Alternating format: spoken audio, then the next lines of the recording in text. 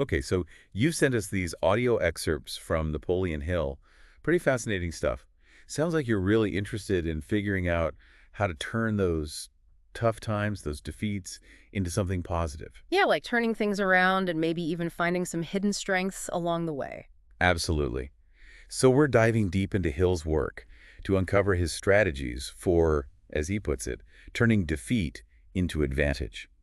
We'll explore the common traps people fall into, the unexpected benefits of setbacks, and the crucial role of creative vision.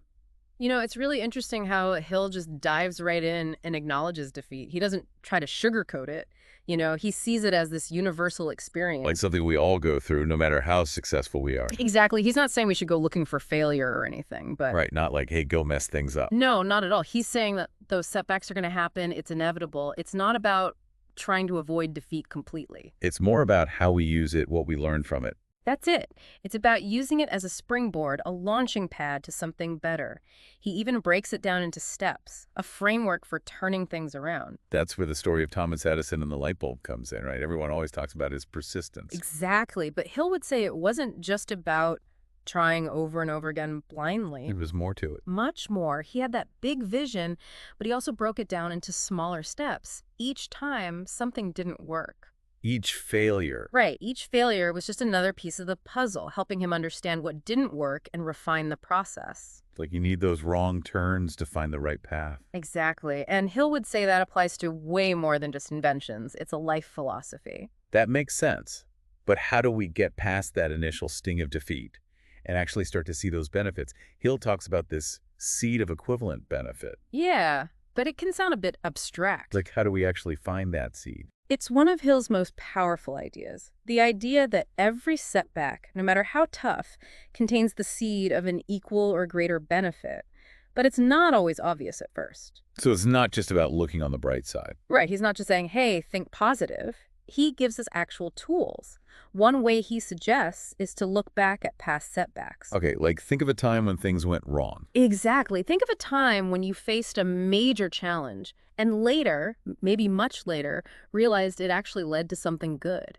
Can you think of a time like that? Definitely. There was this presentation I gave at work. It was a total disaster. I was mortified. Oh, I know that feeling. But looking back, the feedback I got, even though it was tough to hear, really helped me become a much better public speaker.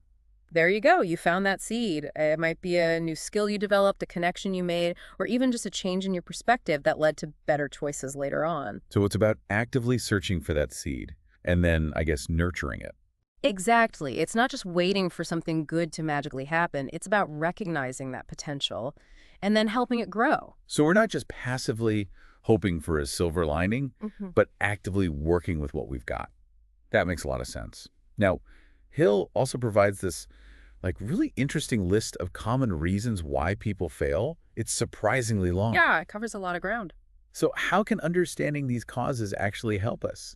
It's about recognizing those patterns in ourselves, those things that might be holding us back. Like self-sabotage. Exactly. For example, he talks about not having a clear purpose, a definite aim, if you don't know where you're going, It's easy to get lost along the way. and give up when things get tough. He also talks about negativity, procrastination, things we can all relate to. Yeah, but he doesn't just say, don't procrastinate, does he? Oh no, he digs much deeper.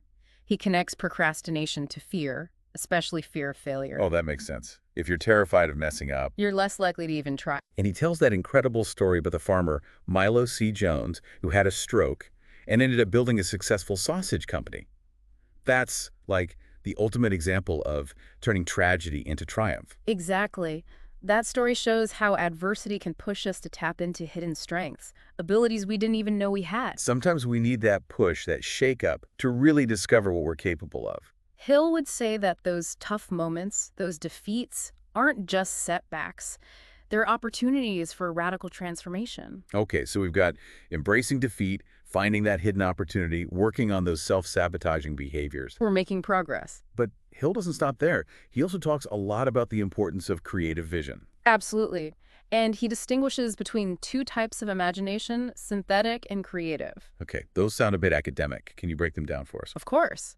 Synthetic imagination is about taking existing ideas, concepts, or facts, and then blending them in new ways. Like taking what's already there and seeing it differently. Yes. Like taking ingredients and whipping up a new recipe. Hill uses the example of Thomas Edison and the light bulb. He didn't actually invent electricity, did he? Right. But he was able to take existing knowledge about electricity and combine it with other facts, like how charcoal is produced. To create something revolutionary. It's not always about coming up with something totally new. It's about spotting the potential in what's already there and finding new ways to use it. And Hill emphasizes that synthetic imagination is a skill we can all develop. We all have a wealth of knowledge and experience. We just need to learn how to use it in new ways. Exactly. But then there's creative imagination, which is even more Mysterious. a little bit. Mhm. This is where things get really interesting. Hill believed this type of imagination comes from our subconscious mind. A deeper part of ourselves. That vast, untapped reservoir of potential. It's where those aha moments come from, those truly groundbreaking ideas. And he uses the story of F.W. Woolworth and his five and dime store empire to illustrate this. Yeah, he was just a store clerk when he came up with the idea of selling discounted merchandise on a separate table. His boss said no at first. But he had that vision. He knew he was onto something. That vision, fueled by his creative imagination, led him to build one of the most successful retail chains in history. It's amazing how something so simple, when combined with creative vision, can become so huge. And Hill believed that we all have this capacity for creative imagination. It's just a matter of learning to access it and trust those intuitive insights. So connecting this to our listener, think about a problem you're trying to solve, a goal you're working towards. Hill would encourage you to engage both types of imagination to find fresh, creative solutions. Don't limit yourself to what already exists. Tap into that creative wellspring and see what emerges. Now, in addition to embracing defeat and cultivating creative vision, Hill also talks a lot about the mind-body connection. Absolutely. He stresses that our mental and physical well-being are deeply connected, like two sides of the same coin. So it's not enough to just focus on our thoughts or just our bodies. It's about the whole picture. He provides practical advice on everything from diet and exercise to relaxation and sleep, all geared towards being our best selves, both mentally and physically. He's big on understanding the rhythms of life, like balancing work and play, activity and rest. He even highlights the importance of managing emotions, especially fear, and cultivating a positive mental attitude. He sees that as essential for success. And we'll dive deeper into that next time. You know, it's fascinating how Hill connects fear to this whole idea of a sound mind and body. Yeah, he actually dedicates a whole chapter to it. He doesn't shy away from it at all. Fear, something we can all relate to for sure. Hmm. But what's his approach? Is it all about just like, don't be afraid? Actually, he starts by saying that some fear is totally natural, it's normal. That's what keeps us safe. Right, like that instinct that stops us from touching a hot stove or, Walking into traffic. Exactly. It's like our internal alarm system. Keeps us out of trouble. But it becomes a problem when it takes over, when it starts to paralyze us. When we let it control us. And Hill says living in that constant state of fear, it can actually be harmful to both our mental and physical health. Yeah, when I'm super stressed, I get sick more easily, can't sleep well. It definitely impacts me. It takes a toll. Hill really gets into the science of it, talking about that fight or flight response. Heart racing, sweating, muscles tense up. Yeah. That's great if you're facing an actual threat. Like a bear chasing you. Right, like a saber-toothed tiger. Yeah. But we're not exactly running from tigers these days, so. So what's triggering that response now? All our modern-day worries. Deadlines at work, money problems, relationships, all that stuff. The joys of modern life. Right. And even though there's no physical danger, our bodies are still reacting like there is. So we're constantly on high alert, which is exhausting. It really is. And Hill actually identifies 6 specific fears that he thinks hold people back. 6. What are they? Fear of poverty, criticism, ill health, loss of love, old age, and death. He argues that understanding and facing these fears head-on is crucial. So thinking about our listener, what are some of the fears that might be holding you back? Hill would say understanding them is the first step to being healthy, both mentally and physically. And he gives some specific strategies for overcoming those fears, like replacing fear with understanding. Okay, so not just trying to ignore it or pretend it's not there. Right. He encourages us to really analyze our fears, break them down, figure out where they're coming from, and then come up with a plan to deal with them. So it's about getting curious about our fears instead of being overwhelmed by them. Exactly. He also talks about cultivating a positive mental attitude. He was a big believer in affirmations. Like those "I am strong and capable" kind of statements. Exactly. He even suggests a specific one. Every day, in every way, I am getting better and better. Sounds almost too simple. It does, but there's actually a lot of research that shows how powerful affirmations can be. It's about rewiring our thinking patterns. So we're training our brains to focus on the positive. Not ignoring the negative, but choosing to focus on solutions and possibilities. Okay, so we're tackling fear, cultivating a positive mindset. Hill also talks about specific things we can do, to maintain that mind-body connection. What does he have to say about, like, diet and exercise? He's big on the idea that food is fuel. Makes sense. But he wasn't into restrictive diets or anything like that. He advocated for balance. So no crazy juice cleanses. Not his style. He was all about fresh fruits and veggies, complex carbs, lean protein. Pretty solid advice. It is, but you'd be surprised how many people struggle with it. And I bet he wasn't a fan of emotional eating. Definitely not. He warned against using food to cope with stress or negative emotions. It's easy to fall into that trap. Oh yeah, stressful day, grab a bag of chips, feeling down, ice cream time. It's a quick fix, but doesn't help in the long run. And it sounds like he was all about mindful eating. He emphasized paying attention to our food, savoring each bite, really being present while we're eating. So it's not just what we eat, but how we eat. Exactly. And it wasn't just about food either. He talked about finding rhythm in all aspects of life, work, rest, everything. Like having a routine. More like finding that balance, making time for work, for play, for relaxation. He even suggested taking short breaks throughout the day just to, Recharge. yes. And exercise was a big one for him too, not just for the physical benefits. But for mental clarity. He believed it helps clear the mind and reduce stress.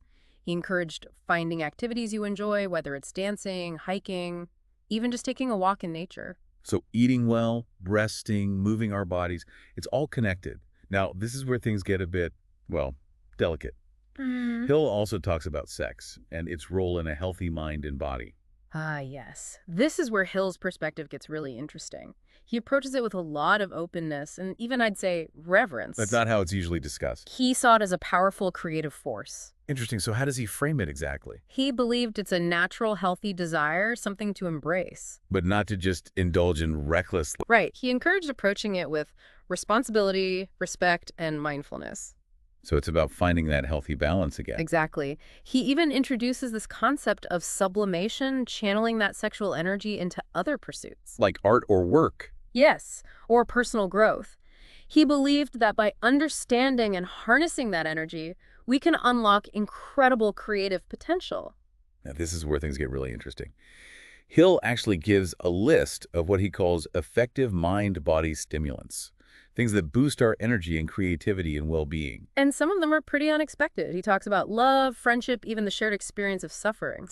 He believed that going through tough times together can actually bring people closer and create stronger bonds. He highlights mentors, strong relationships with people who inspire us. People who lift us up. And he talks about the power of music, of nature, even laughter. It's like he's saying that life itself is full of these little energy boosts, these sources of inspiration. We just have to be open to them. And he also talks about faith and religion as sources of strength and inspiration. But he's not pushing any specific religion, right? No, he emphasizes that. He simply acknowledges that faith can play a big role in people's lives and encourages finding what resonates with each individual. It's about finding what works for you. Exactly. He wraps up the whole discussion by reminding us that our mental and physical health are intertwined, completely inseparable. Like two sides of the same coin. He uses the analogy of the mind as the navigator and the body as the ship. Okay, I like that. Both are absolutely necessary to reach our destination. So we've talked about embracing defeat, finding that seed of benefit, cultivating a sound mind and body, even tapping into hidden sources of energy and inspiration. And that leads us to the final piece of the puzzle. Creative vision. That's where we'll pick up in our next deep dive. We'll uncover the specifics of how to cultivate that vision and use it to achieve our goals, even when things get tough. Okay, so we're back, and we're ready to explore one of the most exciting parts of Napoleon Hill's philosophy, this whole idea of creative vision. Yeah, this is where things get really interesting. Hill was absolutely convinced that creative vision is, like, the driving force behind any major accomplishment. It's what allows us to see beyond the limitations of right now to imagine a better future. So it's not just about having a great idea, but about seeing its potential and actually bringing it to life. Exactly. And he breaks down imagination into two types. Oh yeah, he talked about that before. Synthetic and creative imagination. Right, let's start with synthetic imagination. Okay, so what does that involve? Synthetic imagination is all about taking existing ideas, concepts, facts, and combining them in new ways. So it's like, kind of like taking a bunch of different ingredients and making a whole new recipe. That's a great analogy. Hill uses a classic example, Thomas Edison and the light bulb. You see, Edison didn't invent electricity itself. Right, he didn't just magically create electricity. Yeah. But he was able to take what was already known about electricity and synthesize it, combine it with other knowledge, like how charcoal is made. To create something completely revolutionary. It's not always about coming up with something entirely new from scratch, but rather... Seeing the potential in what's already there and finding fresh applications for it. Exactly. And Hill really believed this is something anyone can learn to do. We all have a ton of knowledge and experiences. It's just about looking at them with fresh eyes, finding new connections. That's it. But then there's creative imagination, which is, well, A bit more mysterious. a little bit. This is where things get really interesting. Hill believed that this type of imagination comes from our subconscious mind, A deeper part of ourselves. that vast untapped reservoir of potential where those truly groundbreaking ideas come from. So it's about accessing a different level of creativity. Precisely. Hill believed that creative imagination is the source of true innovation, of real inspiration. It's what allows us to come up with ideas that seem to come out of nowhere. He uses the story of F.W. Woolworth, the founder of the five and dime store empire, to illustrate this. Yeah, Woolworth was just a regular store clerk when he got this idea to sell discounted merchandise on a separate table. I remember that story. His boss initially rejected the idea. He did, but Woolworth had this vision. He knew he was onto something special. And it was that vision, fueled by his creative imagination, that ultimately led him to create this massive, successful business. A retail empire. It's incredible to think that something so simple, when combined with that kind of vision, can have such a huge impact. Hill believed that we all have this capacity for creative imagination within us.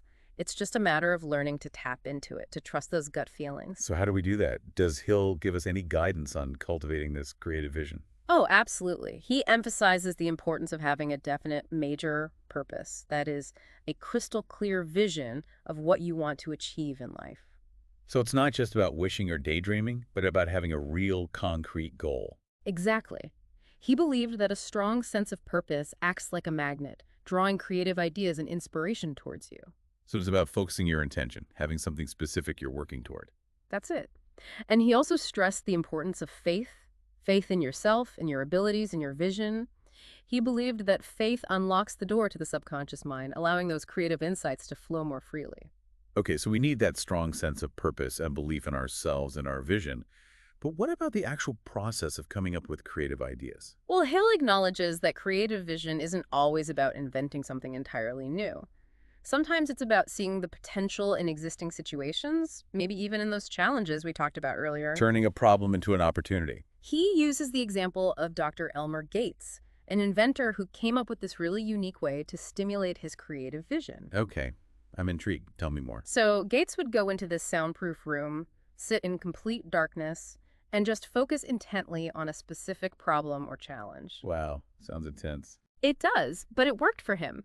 Through that deep concentration, he was able to access all these creative solutions. He actually patented over 200 inventions using this method. That's amazing. So it's kind of like a form of meditation, quieting the conscious mind to make space for the subconscious to emerge. Exactly.